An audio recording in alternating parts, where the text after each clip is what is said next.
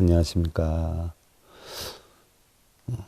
고승보보 경허스님 편 제40회차 서일봉입니다. 오늘은 스스로 만들었으면 스스로 풀어야지 누구에게 빈다고 되는가 하는 내용인데요. 지난 시간에 경허스님께서 여러분들이 복을 받으려 한다면 부처님의 가르침대로 좋은 일이나 착한 일을 많이 해야 하는데 악하고 나쁜 짓을 하면서 아무리 많은 절을 하고 불공을 많이 드린다라고 해도 그것은 욕심에 집착을 해서 무간지옥에 떨어지는 것이니 그것을 잘 알아서 늘 좋은 일, 착한 일을 많이 해야 할 것입니다. 라고 했는데요.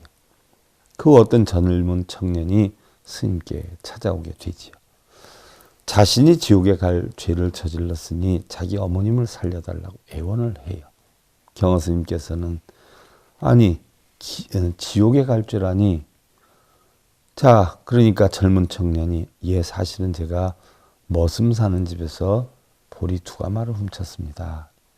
아니 그럼 지금이라도 주인께 돌려드리고 사죄를 하면 될 것이 아닌가. 그런데 사실은요 그게 투전판에서 다 날려버렸습니다. 그러면 지옥에 2번 가야 되겠구만. 예? 아니 그럼 스님 어떻게 하면 제 죄를 용서를 받을 수 있겠는지요? 부처님께 빌면 아니 될까요? 이런 내 이놈, 그대가 지은 죄가 막정화건을 어찌 부처님까지 끌어들이려고 하는가? 부처님께 빈다고 해서 자네 지은 죄가 없어지겠는가? 만일 그대가 빈다라고 해서 죄가 없어지고 또 소원이 이루어지고 한다면 그러면 살인을 하고 도둑질을 하고 남을 속이고도 부처님만 믿고 용서를 빈다고 해서 죄가 없어진다면 그럼 평생토록 나쁜 짓만 해도 무슨 문제가 될 것이 있으며 또한 부처님께 빈다고 소원이 이루어진다면 누가 힘들면서 열심히 살고 또 착하게 살려 하겠는가 하오면 대체 어떻게 하면 되겠는지요. 저도 저이지만 저희 어머니께서 지옥에 떨어질 자식과 사느니 차라리 세상을 뜨겠다라고 아무것도 잡숫지 않고 누워만 계시니요. 그럼 자네는 어머니를 살리고 싶은가? 예, 스님. 당연히 그래야지요. 경허 스님은 삼위승에게 못과 망치를 가져오도록 이루고 그 청년에게 나무 기둥에다 못을 박도록 이야기를 해요. 그 청년이 못을 박자 다시 그 못을 빼도록 이루고는 자 이것을 보시게나 기둥에 못을 박은 것이 죄를 지은 것이요 못을 뺀 것이 반성이라 할 것인즉 이 나무 기둥을 보면 못을 박은 자국이 남아 있는가 없는가? 예, 남아 있습니다. 자네의 지은 죄도 이와 같은 것이야. 못을 박았다 빼놓고 반성한다라고 해서 못자국이 없어지지 않는 것처럼 잘못을 저질러 놓고 참회하고 반성을 한다라고 해서 지은 죄가 없어지는 것이 아니오.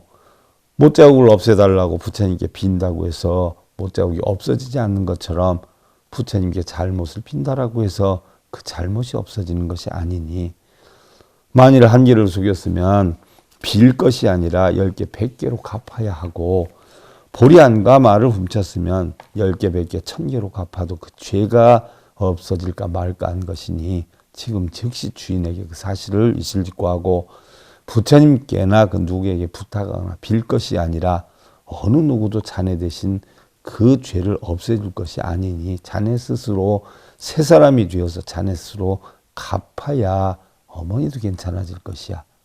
이 도리를 알겠는가? 라고 했는데 자 다음 시간에 살펴보기로 하고요. 고승보보 경허 스님 편 제40회차 서일봉이었습니다. 행복으로 가는 징검다리에 서일봉 스님이 여러분들을 초대합니다.